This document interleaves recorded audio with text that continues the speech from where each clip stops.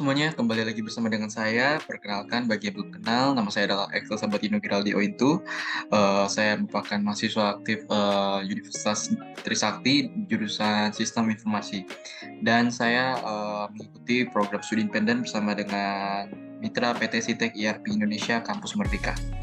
Oke, pada hari ini saya akan menjelaskan salah satu fitur yang ada di dalam Odoo.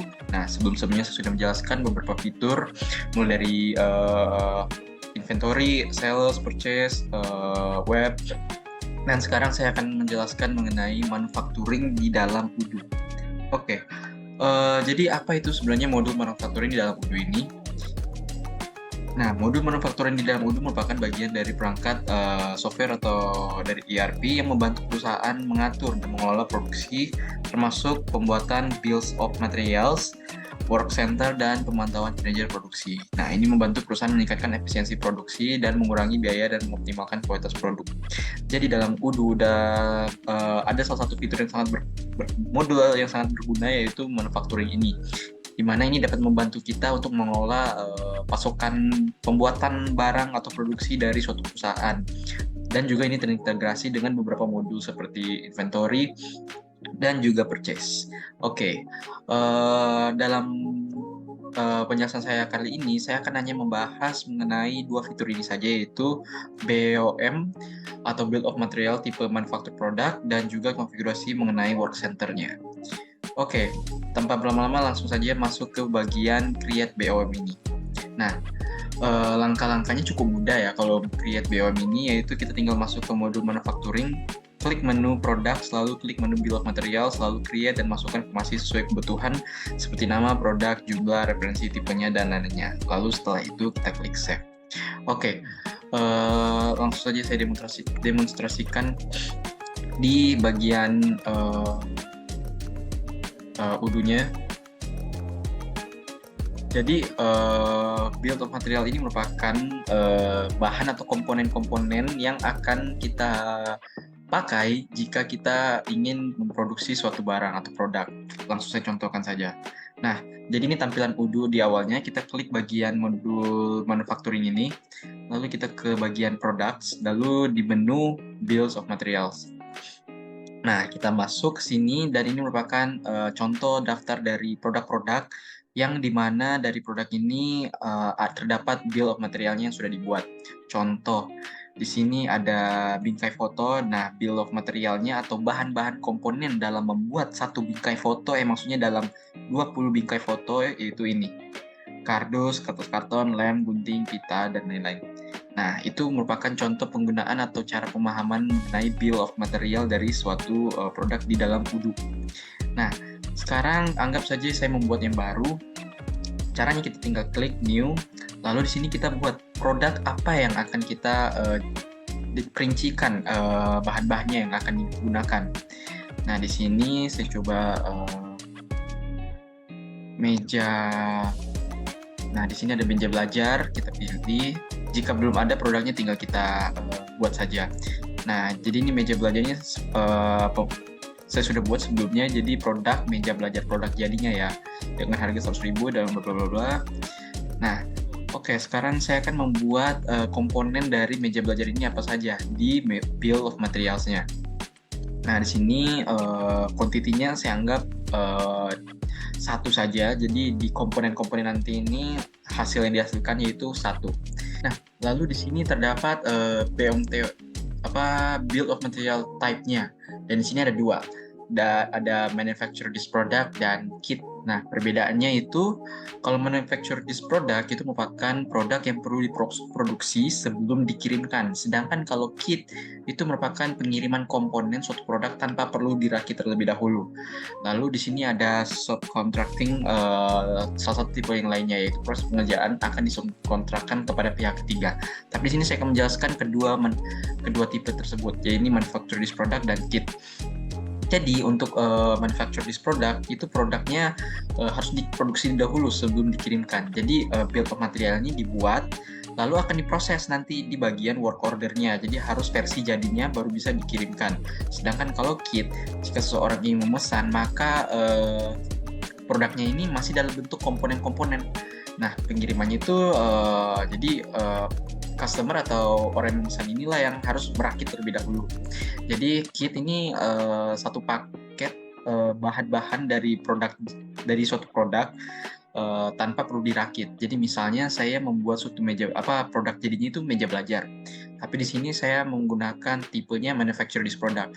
Jadi produknya ini harus sudah jadi dulu dari komponen-komponen ini. Sedangkan kalau kit itu merupakan boleh kita kirim ke yang memesan itu tanpa dirakit terlebih dahulu. Jadi hanya di komponen-komponennya ini yang dikirim, lalu yang dirakit adalah orang sananya. Jadi kita tidak merakit. Oke, langsung saja. Jadi ini untuk kasus ini saya pilih yang manufacture this product. Oke, untuk lalu berikutnya kita tinggal memasangkan komponennya apa saja. Nah, di sini saya mau komponen yang udah jadinya aja. Jadi tabletop, misal quantity-nya ini 1 saja. Lalu table leg. Jadi kaki mejanya sudah pasti berarti ada 4. Lalu screw ini anggap saja karena ada 4 masing-masing 2 jadinya perlunya 8. Nah, lalu bolt. Nah, bolt ini anggap saja 8 juga. Nah, jadi ini berikut bill of material atau komponen yang diperlukan untuk membuat satu meja belajar. Nah, inilah. Jika saya memesan pakai kit, maka komponen sini tidak perlu kita rakit secara jadinya. Jadi bisa langsung dikirimkan sekaligus dengan komponen-komponen berikut. Sedangkan kalau manufacture this product, saya akan memproduksi di work order menggunakan komponen-komponen ini. Jadi komponen-komponen ini akan kita pakai dan kita akan rakit. Nah, untuk kasusnya saya akan menggunakan tipe BOM tipe manufacture this product. Nah, jika sudah, tinggal kita klik save. Nah, jadi BOM-nya udah jadi untuk bagian meja belajar. Nah, sudah jadi. Oke, ini untuk create bagian BOM-nya, bill of materials-nya sudah selesai. Nah, jadi lanjut ke bagian salah satu fitur keduanya, yaitu configuration dan work center-nya untuk manufacturing untuk dalam modul fitur manufacturing. Oke, langkah-langkahnya cukup mudah. Untuk konfigurasinya kita tinggal ke setting, ke manufacturing setting, dan checklist bagian work order-nya. Lalu masuk ke modul manufacture, klik tab configuration dan klik lagi menu drop down-nya dan buatlah work center baru yang akan kita buat dan isi fields-nya sesuai dengan yang dibutuhkan, lalu klik save. Oke, tanpa berlama-lama langsung saja ke bagian udunya. Nah, jadi apa itu sebenarnya work center? Yaitu tempat pengoperasiannya suatu produk yang akan dijadikan, yaitu contohnya tadi ya. Tadi kan kita membuat bill of material suatu produk. Nah, bill of material produknya sudah jadi, sudah jelas. Nah, sekarang kita akan mengoperasikan komponen-komponen tadi itu akan dirakit menjadi meja belajar, yaitu finished produknya. Oke, cara cukup mudah. Kita kembali ke modul manufacturing ini, lalu klik bagian manufacturing order ini seperti biasa. Lalu kita tinggal konfigurasinya. Ini kan konfigurasinya karena saya sudah menceklis konfigurasinya, maka konfigurasinya sudah ada di sini untuk work center-nya. Tinggal kita klik work center-nya. Nah, ini merupakan daftar atau work center yang sudah dibuat dan prosesnya memiliki proses masing-masing ya. Nah, jika kita ingin membuat yang baru, cukup simpel, kita tinggal klik new. Nah, ini tinggal kita masukkan saja work center name ini apa. Work center name-nya karena saya ingin membuat meja belajar tadi, maka ini yaitu perakitan aja, perakitan meja belajar. Oke, kodenya ini adalah WO.